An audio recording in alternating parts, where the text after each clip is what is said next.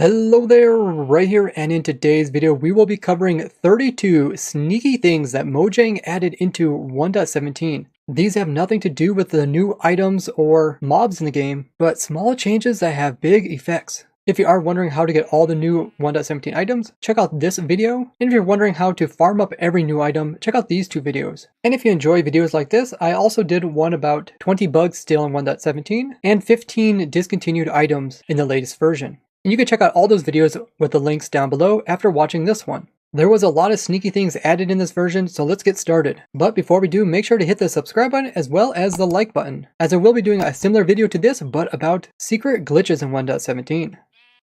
In 1.16, if you had some tools that needed to be repaired and they had the mending, and you also had some other gear which had mending but was already full, sometimes when you got XPs, it would end up going into your XP bar rather than going into the items that need to be repaired. This changed in 1.17, so now you will first fill up your tools and then it will fill up your XP bar. This makes all my different farms that use armor to kill mobs, like my blaze farm, my copper farm, and my dragon killing farm, and many others, much more efficient, because you can use the XPs to directly repair the armor and you never have to worry about it breaking.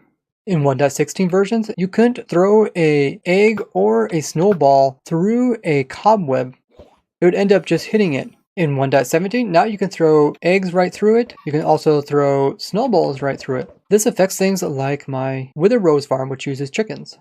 Endermites that were spawned in from a spawn egg would not make Endermen mad in 1.16. In 1.17, now they will be mad at these Endermites. In 1.16, if you try to increase your statistics, let's say I want to increase my jump. If I would just jump and then I would check my stats again, you can see that there's still 12. They wouldn't update very fast. Now in 1.17, your stats will actually update much faster. So you can see that my jump is currently 0. And if I would jump and I go ahead and check it, you can now see it says 1. This is awesome for being able to show exactly what your stats are at, and you won't miss any really big milestones.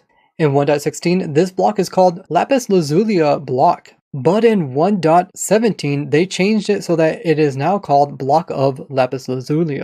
This was done to make it like all the other ore blocks, even though their actual name is still ore_block.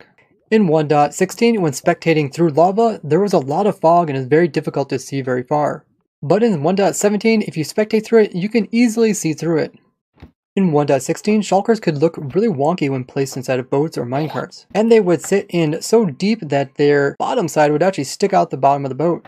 In 1.17, they no longer turn weird angles and look strange, and they even sit properly inside of a boat. In 16, if you summon a Wither, his health instantly fills up. Where in 1.17, his health will slowly fill up now, showing that he is slowly gaining his strength until it's completely full, at which point you can actually start attacking him. In some cases, when entities were pushed across chunk borders, they wouldn't be saved in the new chunk and they wouldn't be saved in the old chunk, meaning that they would vanish from the game. And this most likely was causing my Elder Guardians to vanish in my sponge farm. In 1.17, we no longer have this problem.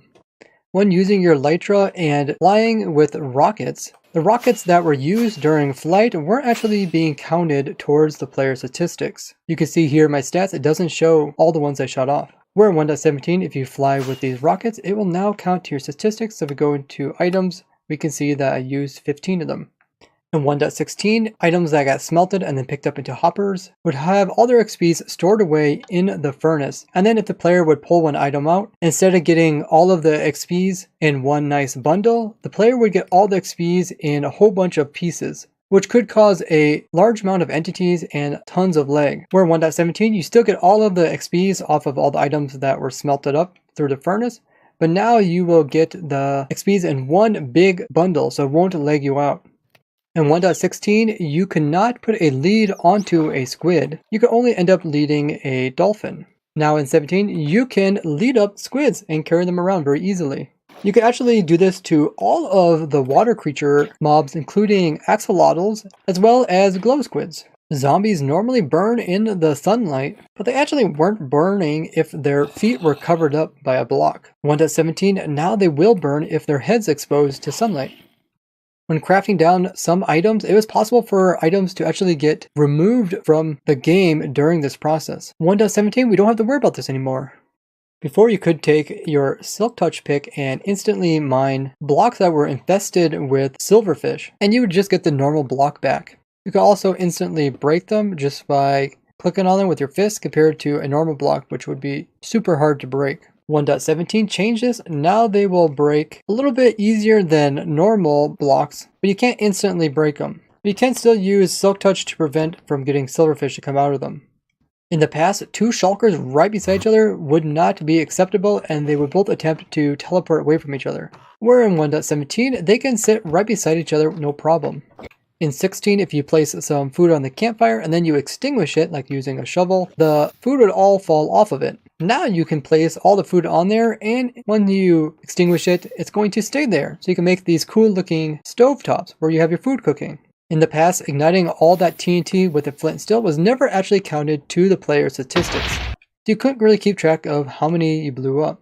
This has now changed in 1.17, so every time you use your flint and steel, statistics is going to show it. Right here is a flint and steel, and it said it was used one time. Before, if you're lucky enough to get a suspicious stew, you couldn't actually eat it unless you were hungry. But now in 17, you can eat any of these suspicious stews without having any hunger. This is great as some of them can give different types of buffs, like saturation. This in combination with my suspicious stew farm can actually have some pretty powerful effects. When you hop out of a boat, it sometimes will put you in some weird positions, but in 1.17, it'll actually try to put you on some nearby land. This can be effective for many things, including speedrunning, where you don't dismount inside of water. Netherite stars are resistant to explosions, but if they were inside of a container, they would end up getting destroyed with the container. So now we blow up the item with the stars inside of it. Now we'll do this in 1.17. And you can see it will instead blow the container up, but all the items will drop on the ground. Now if another explosion goes off, that means everything will blow up except for the netherite stars, which are blast resistant. And there they are right there. This means if you have stuff inside of containers, it can take up to 5 TNT just to get to your items. And there's some really cool stuff you could do with this, which I covered in this video linked below.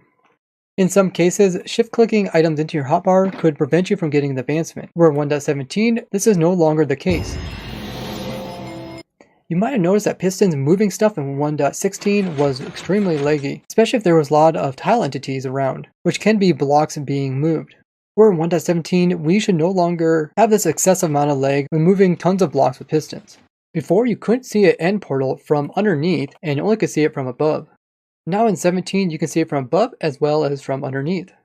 There was problems with pushing shulkers, and also with sending shulkers through the exit end portal. They would end up at the same coords as they went in, but in the overworld, so often near 0-0 rather than the world spawn point. In 1.17, they fixed both these bugs, so they fixed it to make it easier to push shulkers, and they also made it so these guys will end up at your world spawn point instead of at 0-0. And there he is right there. In past versions of Minecraft, you could take advantage of how the fog was placed in around the player to look at objects very far away. Over in the distance is some bamboo hills, which are really cool looking. If I look straight ahead, I can't really see them very well. But if I look at them with the corner of my screen, you can see I can actually see them over there with no fog whatsoever. And you can use your FOV to change the effect of this. Notice that I can't really do that with a FOV of 30. Let's turn it to Pro. And now I can really do that. I can really zoom in with the corner and look at those islands. Where if I look straight ahead, it's very difficult to see them. 1.17 changed this completely. So notice I'm looking at the islands. They're kind of foggy out there. And if I turn and try to look at them at the corner of my screen, they are still foggy. So it doesn't matter where I look at them, I can't get a better view of them. Even changing the FOV to the maximum, notice it's not going to have any effect on the objects in the distance. And the new spyglass, it doesn't help at all either. Everything still ends up looking foggy. So you're going to have to get used to this new change. Or you can download like Optifine, which can remove fog. In 1.16, shulkers can fit nicely underneath of slabs. But in 1.17, any shulkers in this position will try to leave it. In 1.16, naming items inside of an anvil would cause the items to be thrown out onto the ground when the anvil randomly breaks. This could cause items to accidentally get thrown in dangerous locations. In 1.17, the item will automatically go back into your inventory, so you don't have to worry about losing it. Before, it was difficult to tempt a mob with their favorite item, such as like a sheep and wheat, if there was another player that was standing closer than the player which is holding wheat. Now this has been fixed, so in 1.17, the sheep will go right past the other player and ignore them and just focus on the player with the tempting item, making it much easier to move mobs around crowded areas where there's other players. So many sneaky things added into the 1.17 Caves and Cliffs Update Part 1. If you guys enjoyed the video, make sure to leave a like as well as subscribe, and hit the bell notification so you don't miss out on future videos. Make sure to check out the videos in the description for more videos like this one, and I will be putting out some more in the future as well. I would like to thank you guys for watching, and I will see you guys in the next one. Bye-bye!